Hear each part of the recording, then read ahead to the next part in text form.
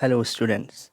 Now we are starting our third chapter, that is an empire across three continent. An empire across three continent, and this chapter is generally give us glimpse about the Roman Empire. This give us about glimpse about the Roman Empire. Okay, although not only the Roman Empire, but with Roman Empire, the Iranian Empire was also an empire which was established across three continents. Okay, Iranian, and also if you have heard about the name of Islamic Empire, that is also an empire which was established across the three continent. And the last one, the empire of Genghis Khan, that was also established across the three continent. और वो तीन continent जहाँ पे ये empire establish थे हुए थे अपने अपने टाइम पीरियड पे, वो कौन कौन से कॉन्टिनेंट हैं?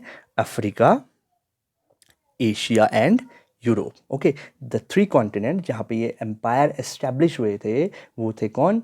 Africa, Asia and Europe. Okay, तो one by one we will study. हम अभी 11th में हमारा ईरानियन एम्पायर नहीं है, तो हम रोमन एम्पायर को, इस्लामिक एम्पायर को, सेंट्रल इस्लामिक एम्पायर को, और नोमेडिक एम्पायर यानी कि चंगेज़ खान मंगोलियन जो एम्पायर था उसको स्टडी करेंगे. The first chapter is about the Roman empire. First chapter is about the Roman empire. तो जो एनिशेंट रोमन हिस्ट्री है that was also divided into three period. That was also divided into three period: early and republic and empire age. एक तो early age जो कि 753 to 509 BC before Christ थी. Second आता है republic age, that is from 509 to 27 AD. 509 BC to 27 AD. And next one is empire age, that is from 27 BC to 476 AD. ठीक है, we are talking about the Roman Empire. We are talking about the Roman Empire. तो मैंने कहा कि तीन जो भाग हैं उसमें बांटा जा सकता है रोमन एम्पायर को. अर्ली एज जिसको हम कहते हैं आपको डायनेस्टिक एज, राजतंत्र का काल जिसको हम कहते हैं 753 to 509 BC. Okay, then republic is 509 to 509 BC to 27 BC. Okay, 509 to 27 BC. Okay, a bit correction. Then the empire is 27 BC to 476. And जो Roman Empire है, Roman Empire was considered as the greatest empire of the ancient world. तो अभी हम ancient world की बात कर रहे हैं. तो it was considered as the world's greatest empire of ancient time. Okay, now we are talking about Roman empire. तो रोमन एम्पायर में था क्या क्या था, इसके अंदर कंसिस्ट हुआ is the vast collection of state and cultures. Okay, extended across Europe, Asia and Africa. मैंने कहा ना जो हम पढ़ेंगे, first one is Roman empire, next one is Islamic empire and next one is nomadic empire. वो ऐसे empires थे आज से इतने साल पहले जो तीन कॉन्टिनेंट में एक्सटेंडेड थे and under the control of one ruler. समझ गए ना? तो इतने सारे पे राज करना कहाँ हमने शुरू किया था world history, coming from the earliest oceanic cell से डेवलपमेंट ऑफ मल्टी सेलुलर से ह्यूमन का डेवलपमेंट, वहाँ से उसका ग्रुप करना, उसकी हंटिंग करना, उसके बाद सेटल होना, सिटी लाइफ बनाना, राइटिंग का डेवलपमेंट, उसके बाद उन्होंने रूल करना सीख लिया और रूल ऐसा किया कि तीन तीन एम्पायर तक उन्होंने रूल किया. और सबसे पहला जो ग्रेटेस्ट एम्पायर आता है वो कौन सा आता है? कौन सा? रोमन एम्पायर, जो हम अभी पढ़ रहे हैं. ओके, एंड रोमन एम्पायर को मैंने कहा ना तीन पार्ट में बांटा. देखिए, अगर जनरली डिवाइड करते हैं दो चीज़ों में, टू मेन जो है उसके स्टेप में उसको डिवाइड करते हैं. एक को कहते हैं अर्ली एंटिक्विटी और बाद वाले को कहते हैं late antiquity. Early antiquity and late antiquity, और डिफरेंट डिवीजन उसके मैंने कहा था तीन डिवीजन है, बट जनरल उसको फिर और जनरलाइज कर दिया, early antiquity and the late antiquity. So Roman Empire, it was the ancient Roman Empire which was spread across the three continents, namely Europe, Asia and Africa. Europe, Asia and Africa. अब किसी भी चीज़ की अगर हम इतिहास की बात कर रहे हैं तो डिपेंड अपॉन द सोर्सेज की क्या सोर्सेज हैं. रोमन एम्पायर के हमारे पास क्या सोर्सेज हैं? Write down. क्या सोर्सेज हैं? टेक्स्ट. क्या सोर्सेज हैं? टेक्स्ट. अब टेक्स्ट में क्या आता है?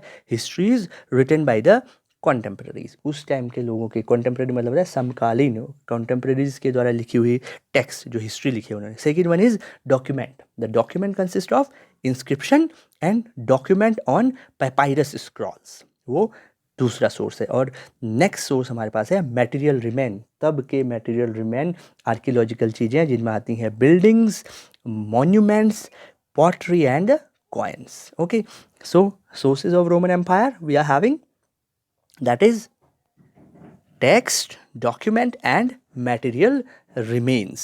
Okay, this is somewhat what the ancient Roman Empire was looked like. This was the map which shows that how about the geographical location of the Roman Empire. Now the two most powerful empire of that time, अगर हम बात करते हैं उस time के जो दो most powerful empire थे, अगल बगल के दो एम्पायर थे, one is the Roman Empire and second one is the Iranian Empire, the most two powerful empire of that time, the two empire that ruled between the birth of Christ. Birth of Christ is approx कहा जाता है 4 BC, 4 BC में birth of Christ हुई थी। उसके बाद जब time division उन्होंने किया, जो कैलेंडर जो हम यूज कर रहे हैं अभी जिसके हिसाब से 2020 है, that is known as Gregorian calendar, that is known as Gregorian calendar. Time division हमने पढ़ा था लास्ट में भी, मेसोपोटामिया ने also started to do the time division, but जो कैलेंडर बनाया ये जो अभी हम फॉलो तो नहीं करते, हमारा जो ऑफिशियल कैलेंडर है दैट इज़ शक संवत पे बेस्ड है।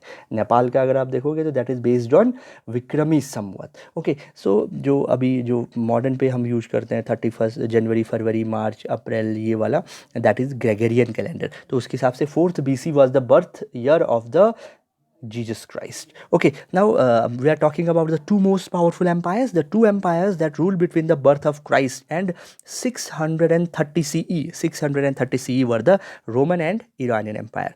And the Roman and Iranian Empire were the neighbors, separated by narrow strip of land that ran along the river Euphrates. जो Euphrates and Tigris जो आपने मेसोपोटामिया पढ़े थे, उसके अलोंग उनका both empire were there.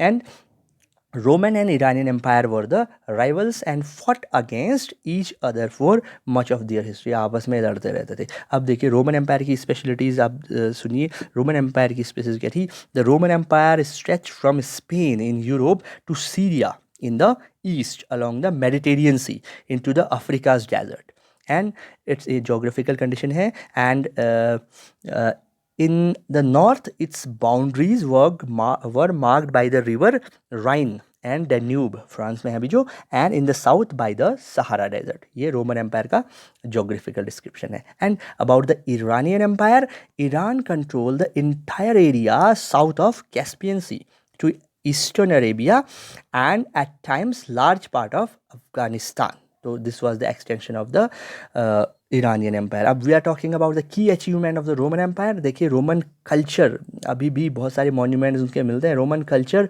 Unified 3 continent, और उनका क्या था? Common language, that was Latin language. Legal principles जो वो यूज करते थे, एक जैसी policies, justice, trial by jury, and जो उनका अभी भी है ग्रेन जो मार्वलस अब उन्होंने छोड़ा है, that was the architectural remaining what they have left, and that was the engineering and the architecture that consist of the many of the monuments which are still present here, okay, and which include great roads and buildings. Now we are talking about the different phases of the Roman empire. The different phase मैंने अभी कहा ना, एक तो different part में बांट लिया, और अब जो जनरली कॉमनलाइज किया, that was the different phases of the Roman empire are broadly it is divided into 2 phases, early Roman empire and late Roman empire. उसको कहते हैं early antiquity and late antiquity, and the just denoted the whole period down to the main part of the 3rd century can be called the early empire, and the period after 3rd century can be called the late empire. Okay, that's it for today. We will continue it in tomorrow. Keep learning and enjoy your learning. Thank you.